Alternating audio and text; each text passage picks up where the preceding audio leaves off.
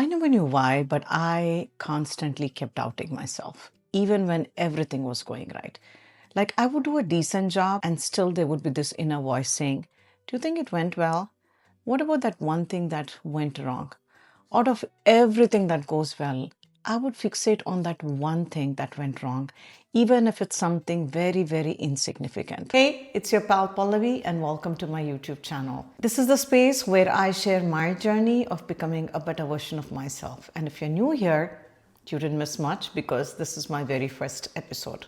And today, we are talking about self doubt. I'm not talking about when you're a beginner or you're learning something new. I'm talking about the situations where, despite your accomplishments and obvious evidence that you're competent and very much capable, you still doubt yourself. And that was me. I've struggled with self doubt for years. In past few years, I have learned that when life throws at you pain or sorrow or disappointment or even phases of depression, the best way to come out of it and move forward is to go back to your roots, go back to your belief system. It's not the situation that's the problem, but the way we are conditioned to think about ourselves. So let me explain my own journey of self-doubt, where I picked it up from. I'm sure some of you will agree that we grew up hearing things like, don't brag about yourself, stay humble.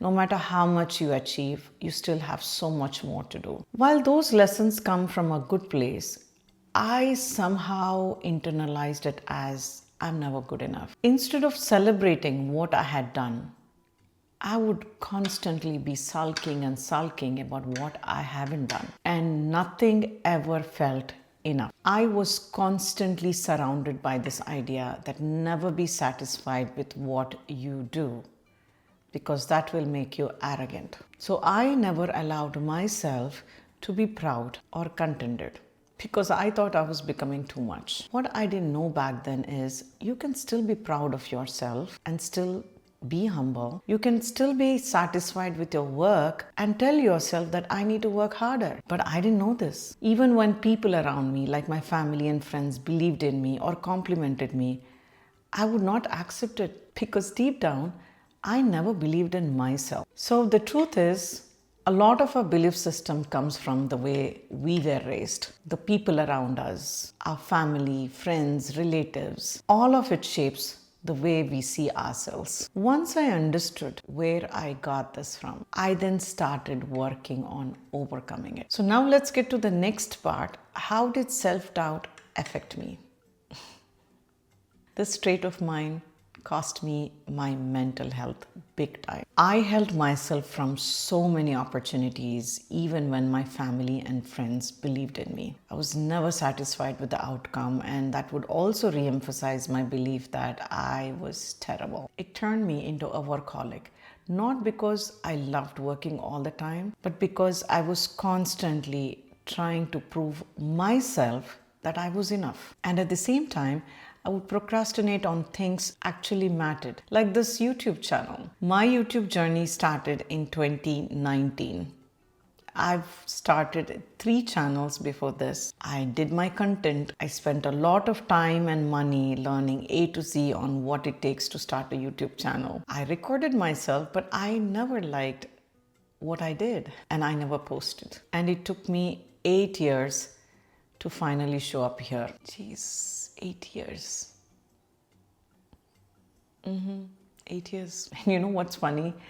Nothing changed in these 8 years. My skill set has been the same, meaning I still love to speak and I love public speaking. I'm not camera shy. Actually, nothing changed except one thing. I started working on my self-doubt. How am I overcoming my self-doubt? I'm still working on it, but I can share you few things that worked great for me. First and foremost, gratitude. I cannot tell you how gratitude has magically transformed me. I don't think it's just the self-doubt. I'm able to overcome few more weaknesses by practicing gratitude. This constant comparison that I should be better than someone, I've completely stopped doing that. Instead of focusing on what's missing, what's not perfect, what's not enough, gratitude helped me so much to pause to acknowledge what is working. What have I done?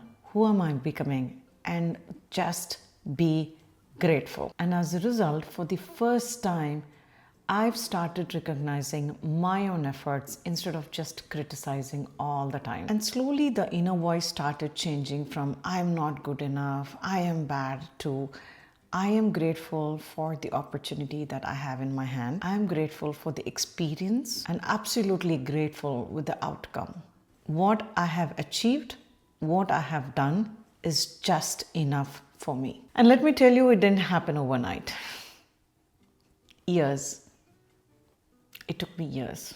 It took me years to understand and to finally start working on myself. The more I practiced gratitude, the more I trusted myself. And that's when the shift really began. Self-doubt grows when you feel disconnected with yourself, whereas self-love just does the opposite. It builds your self-worth. Knowing yourself, loving yourself will help you understand your needs. You will stop criticizing yourself and love who you are. You won't care for validation or approval from others. I have been practicing self-love past few years so much, of course, along with gratitude, that I finally stopped judging myself harshly, stopped criticizing me, and I have learned to accept my imperfections. And there's something else that helped me, and that's affirmations. Because I realized my mind was repeating something again and again, that I was not good enough. So I changed that thought process to think that I am enough, I am awesome, I am just wonderful, and I love who I am. Affirmations can go along with gratitude and self-love, or it can go by itself. I've started repeating simple, small sentences. I am enough. I trust myself. I am more than ready, which is why I'm finally here. I'm doing my best.